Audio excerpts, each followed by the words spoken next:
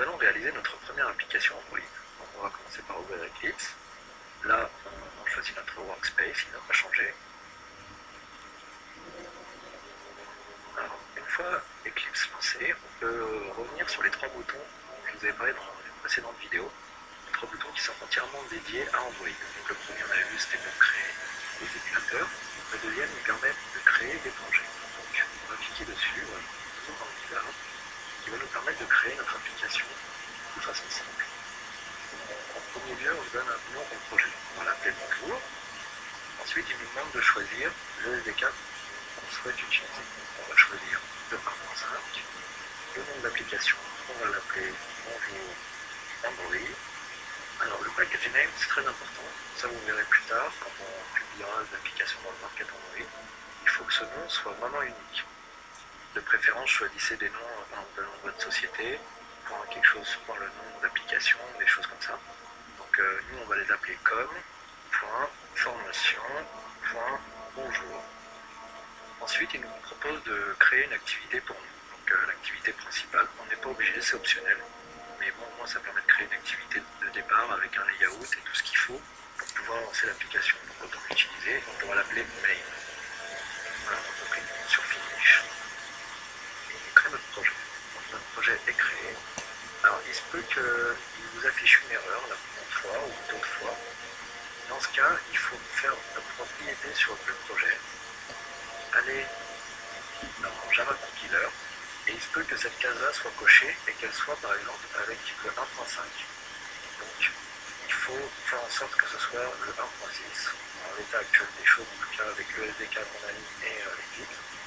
Au pire, si vous voulez éviter d'avoir des erreurs de façon régulière, décochez la case Enable Project Specific Setting, allez dans Configure Workspace Setting et choisissez la 1.6 par défaut. Comme ça, vous serez sûr que pour chaque projet que vous créerez, il utilisera la version 1.6. Voilà, donc le projet est créé, on peut aller regarder vite fait ce qu'il nous a mis dedans, donc on voit bien notre nom de package, on voit bien le fichier main.java qu'il a créé, donc la première activité. Vous allez regarder dedans, donc là il y a quelques lignes, on voit qu'ici il y a un onCreate qui permet au démarrage de l'application de lancer du code. On peut voir que dans les ressources il y a un fichier XML dans les values, un fichier main XML dans les Yahoo, et une icône qui est dans Wobble. Donc, on va essayer de lancer cette application déjà avant de vous montrer sur le contenu. On va regarder ce que ça donne dans l'émulateur. Je vais lancer l'application en appuyant sur le petit bouton play. Une fois que je lance, il me demande certaines choses. Qu'est-ce que je vais exécuter exactement? Donc nous, on va choisir Android application. Il va lancer l'émulateur. Donc là, il utilise le dernier émulateur qu'on vous avait présenté dans une autre vidéo.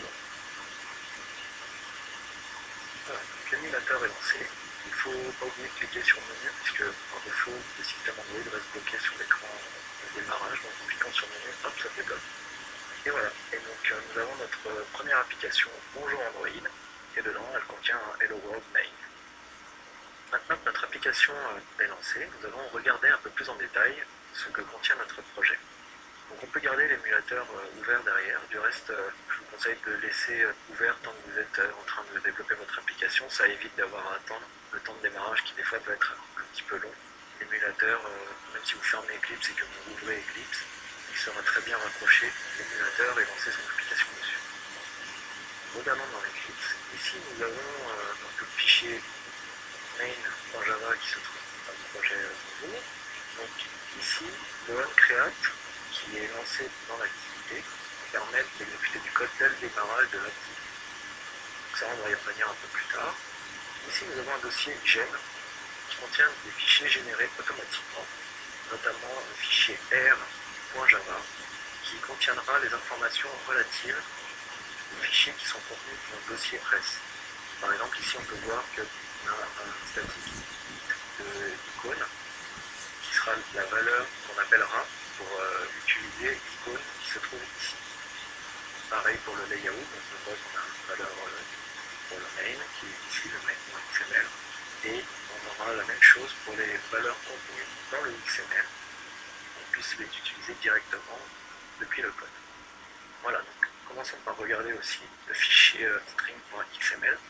c'est un fichier de ressources dans lequel on peut déposer un tas de chaînes de caractères, de tableaux de string, de tableaux de integer, de valeurs numériques, un tas de ressources qu'on peut avoir besoin dans notre application. Donc, vous voyez ici j'ai cliqué sur l'onglet ressources et en fait ici on a une interface visuelle qui nous permet d'ajouter si on veut des valeurs. On peut très bien choisir string. Hop, ici on demande un nom pour l'identification de cette valeur. Donc, on va mettre le nom et la valeur. On va mettre par exemple Nicolas. Voilà. Soit vous faites CTRL S au clavier, soit vous faites fichier save et l'enregistrement. Quand un fichier n'est pas enregistré, enfin qu'il est en cours d'édition, vous verrez une petite indication à côté du fichier.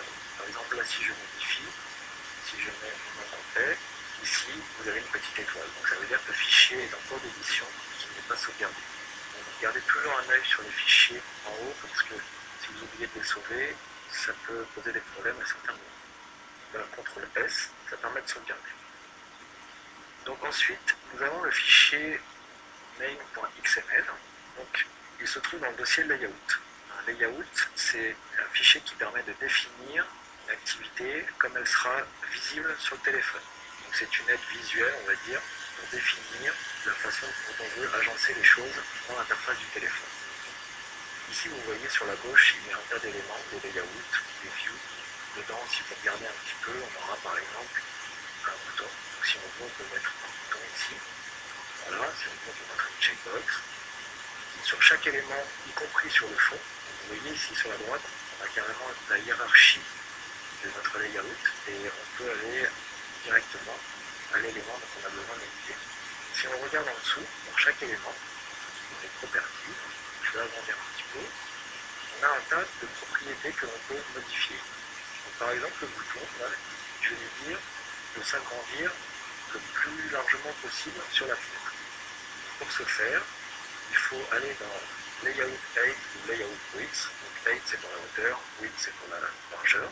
Et ici, au lieu de dire de faire un wrap content, donc de tenir dans le contenu dont il a besoin, on va lui dire de tenir sur toute la largeur. Donc fil par an, ça veut dire en gros de tenir sur toute la largeur puisqu'on est dans la propriété Width. Donc là, si je clique là, voilà, on voit que quand je sors, ça valide. Et là, en haut, visuellement, tout de suite, je vois à quoi ça ressemble. Je fais CTRL S, vous voyez en haut il y a la petite étoile, hop, et sauvegarder. Donc en gros, là mon application, je peux mettre certains éléments et après aller les utiliser dans mon code. Je peux changer les couleurs, je peux faire un tas de choses. Par exemple la checkbox, je vais lui assigner une couleur.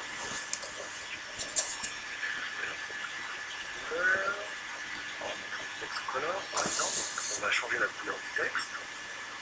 Certaines fois vous pourrez cliquer sur le petit élément sur lequel je viens de cliquer. Si vous avez défini par exemple dans les strings valeurs, couleurs prédéfinies, vous les pouvoir réutiliser un peu partout. Par exemple des codes couleurs de votre société ou de l'application que vous aurez définie. Et donc vous pouvez la récupérer, la réutiliser sans avoir à la retaper manuellement à chaque fois partout. Et le jour où vous voulez changer juste la valeur, par exemple si le bleu a un petit peu changé, et ben vous aurez juste à le changer dans la valeur du fichier XML dans lequel on met les informations, et ça le changera dans toute l'application. Donc nous on va mettre directement la couleur, donc il faut les mettre au format HTML. Vous pouvez également tenir compte de l'alpha, donc de la transparence. Donc si par exemple je mets FF00, ça devrait nous donner du rouge. Voilà, vous voyez, là j'ai du rouge. Si je mets les deux premières valeurs, donc qui sont hexadécimales, si par exemple je mets 40, donc le premier numéro en fait définit la transparence de la couleur. Donc si je valide, vous voyez, on voit qu'elle est un peu plus transparente, elle se fond avec la couleur. Donc, je vais quand même en mettre sans transparence, donc FF, ça veut dire 255, donc global. Voilà, donc je sauvegarde. Et puis pour tester ce que mes changements ont fait, je vais lancer l'application à nouveau. Donc, le mieux c'est de vous positionner sur l'application sur un fichier Java et de lancer. Vous voyez là mon appli était déjà lancé, mais en fait il l'a fermé et il l'a relancé tout seul. Donc, là on voit bien, j'ai mon bouton et ma checkbox qui pour l'instant font rien puisque je n'ai pas assigné de code dessus. Mais les changements que j'avais visuellement dans mon interface, eh ben, elles se retrouvent désormais dans mon application.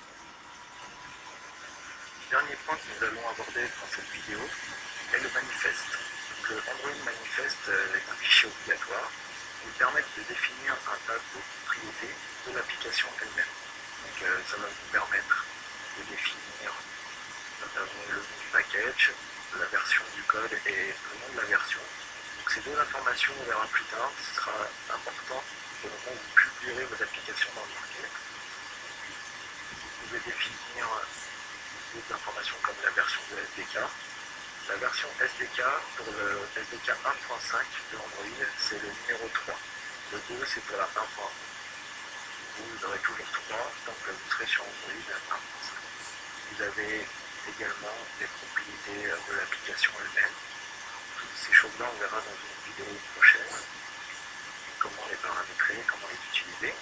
Vous avez également les permissions, donc ce dont l'application peut avoir besoin, par exemple avoir accès à Internet, avoir accès à vos contacts dans le téléphone, un tas d'informations, utiliser le GPS, etc. Donc, ce sont des informations qu'il faut définir ici, puisque si elles ne sont pas renseignées, l'application ne pourra pas les utiliser et cela générera une erreur. Donc voilà, si on regarde le fichier .xml, voilà à quoi il ressemble. Vous allez beaucoup plus remplir ça au fur et à mesure que vous remplissez des choses et que vous allez demander à votre application de nouvelles activités, de nouvelles permissions, etc. Voilà, tout ça sera expliqué dans les prochaines vidéos. Et le dernier petit point, c'est le fichier, entre guillemets, le dossier Android 1.5, qui est en fait la librairie avec toutes les classes que peut avoir besoin de notre application pour utiliser le système Android.